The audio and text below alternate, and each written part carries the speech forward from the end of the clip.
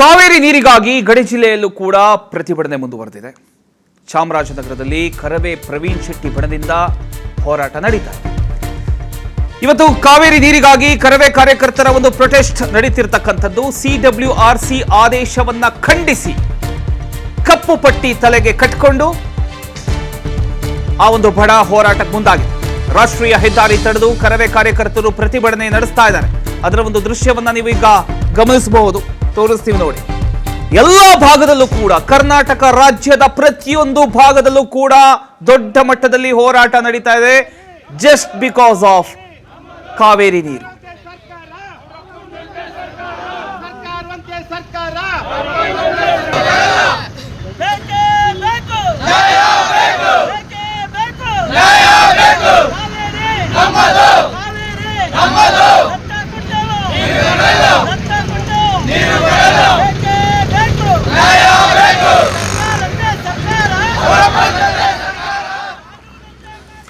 S, ನೀವು ದೃಶ್ಯದಲ್ಲಿ ಗಮನಿಸ್ತಾ ಇದ್ದೀರಿ. ರಾಷ್ಟ್ರೀಯ ಹೆದ್ದಾರಿಯನ್ನ ತಡೆದು